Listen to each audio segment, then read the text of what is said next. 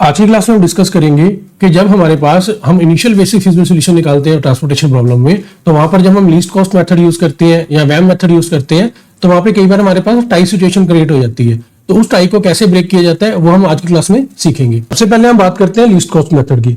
देखिए, least cost method में हम जानते हैं कि हमने जब क्वांटिटी की एलोकेशन करनी होती है तो हम कौन सा सेल सिलेक्ट करते हैं, हम वो वाला सेल सिलेक्ट करते हैं जहां पे मेरे पास लीस्ट कॉस्ट मिल रही हो। लेकिन कई बार क्वेश्चन में क्या होता है कि जो लीस्ट कॉस्ट होती है ना, वो एक से ज्यादा सेल में मिल रही होती है। जैसे सपोज करो कि मेरे पास लीस्ट कॉस्ट 5 रुपीज आ रही है, लेकिन ये जो 5 रुपीज है ना, ये मोर देन 1 सेल्स में है। से 2 सेल्स में मुझे 5 रुपीज मिल रही है। अब मुझे एक सेल सिलेक्ट करना है जिसमें मुझे क्वांटिटी की एलोकेशन करनी है, क्योंकि 2 एलोकेशन एक साथ तो मैं कर नहीं सकता। एक टाइम पे तो हम एक ही एलोकेशन कर सकते हैं। तो इन 2 सेल्स में से मुझे कोई एक सेल चूज करना होगा। अब लीस्ट कॉस्ट तो दोनों सेल्स में सेम आ रही है, लेकिन मुझे तो कोई एक सेल सिलेक्ट करना है। तो जब मेरे पास मेरी least cost more than 1 cells में आ रही हो, तो उसे हम कहते हैं टाई सिचुएशन। तो जब तक मैं इस टाई को ब्रेक नहीं करूंगा तब तक मैं अपना सोल्यूशन आगे प्रोसीड कर नहीं सकता। तो टाई को कैसे ब्रेक करेंगे? हम इन दोनों सेल्स में से वो वाला सेल सिलेक्ट करेंगे जहां पे मेरी क्वांटिटी की एलोकेशन ज्यादा हो रही हो।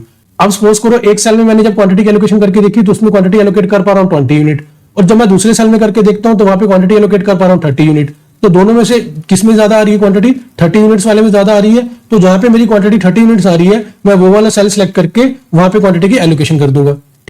तो इस तरह से मैं इस टाई सिचुएशन को ब्रेक करके क्वांटिटी की एलोकेशन कर दूंगा।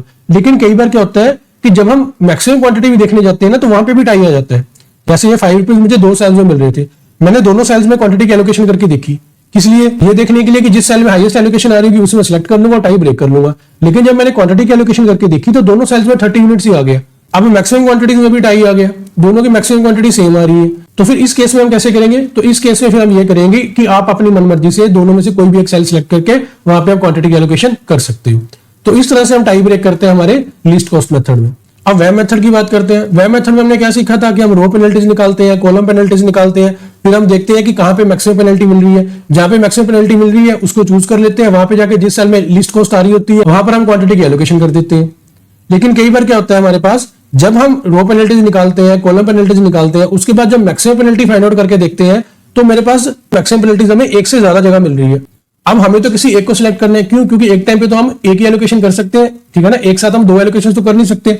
अब जब maximum penalties at the same time हमारे पास एक से ज्यादा जगह पे आ रही हो, तो उसे हम कहते हैं टाई सिचुएशन। अब मुझे इस टाई को ब्रेक करना होगा। क्यों? क्योंकि हमें एक टाइम पे तो एक ही एलोकेशन कर सकते हैं। ऐसा तो नहीं है कि अगर मैक्सिमम पेनल्टी 2 जगह आ रही है तो दोनों को एक साथ सिलेक्ट कर लिया, दोनों में एक साथ एलोकेशन कर दी। हमें तो किसी एक को सिलेक्ट करना होगा ना दोनों में से। अब इन दोनों में से किसे सिलेक्ट करेंगे? अब हम वो वाली रो या कॉलम को सिलेक्ट करेंगे जहां पे हमारे पास लीस्ट कॉस्ट मिल रही है। सपोज करो 70 रुपीज की पेनल्टी मुझे एक रो के सामने मिल रही है और 70 रुपीज की पेनल्टी मुझे कॉलम के सामने मिल रही है। तो अब इन दोनों में से मैं किसको सिलेक्ट करूंगा? हम क्या करेंगे, हम दोनों में एंटर करके देखेंगे कि कहां पे लीस्ट कॉस्ट मिल रही है। अब सपोज करो मैंने रो में एंटर करा तो वहां पे मुझे लिस्ट कॉस्ट मिल गई 3 रुपीज। जब मैंने कॉलम में एंटर करा तो वहां पे मुझे लिस्ट कॉस्ट मिल गई 5 रुपीज। तो 3 और 5 दोनों को कंपेयर करते हैं तो लिस्ट कॉस्ट किसमें मिल रही है? रो में मिल रही है एज कंपेयर टू कॉलम, क्योंकि कॉलम की लिस्ट कॉस्ट 5 रुपीज है और रो की लिस्ट कॉस्ट 3 रुपीज है। तो हम इस रो को सिलेक्ट कर लेंगे और यहाँ पे क्वांटिटी की एलोकेशन कर देंगे। तो इस तरह से हम इस टाई को ब्रेक करेंगे। अब कई बार इसमें आगे एक फर्दर टाई आ जाती है। वो कैसे? सपोज करो जब मैंने रो में एंटर करा तो वहां पे तो 3 रुपीज लिस्ट कॉस्ट थी, और कॉलम में एंटर करा और वहां पर भी 3 रुपीज मिल गई। अब यहाँ पे तो लिस्ट कॉस्ट में भी टाई हो गया। तो फिर आप कैसे करेंगे? तो इस टाई को ब्रेक करने के लिए हम ये देखेंगे कि हम कहां पे मैक्सिमम क्वांटिटी एलोकेट कर पा रहे हैं। अगर हम रो में मैक्सिमम क्वांटिटी एलोकेट कर पा रहे हैं तो हम रो को सिलेक्ट कर लेंगे। अगर हम कॉलम में मैक्सिमम क्वांटिटी एलोकेट कर पा रहे हैं तो हम कॉलम को सिलेक्ट कर लेंगे। सपोज करो रो में जब मैंने क्वांटिटी एलोकेशन करके देखी तो वहां पे आ गया 60 यूनिट्स, और जब मैंने कॉलम में करके देखी तो वहां पे आ गया 80 यूनिट्स।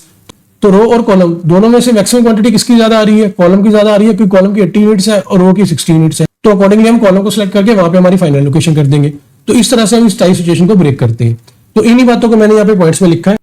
तो यहाँ पे मैंने क्या लिखा है? Whenever there is a tie among the highest differences, then we should choose the difference having least cost। तो ये पॉइंट मैंने किसके लिए लिखा है? ये मैंने लिखा है वैम मेथड के लिए, कि जब हमारे पास हाईएस्ट डिफरेंसेस में टाई आ जाता है। हाईएस्ट डिफरेंसेस मतलब पेनल्टीज में, मतलब कि जब मेरे पास मैक्सिमम पेनल्टीज एक से ज्यादा जगह आ रही हो तो हम कौन सी वैल्यू सिलेक्ट करते हैं? हम वो वैल्यू सिलेक्ट करते हैं जिसमें मुझे लीस्ट कॉस्ट मिल रही हो। तो अकॉर्डिंगली मैंने यहाँ पे वो वाला पॉइंट लिखा है।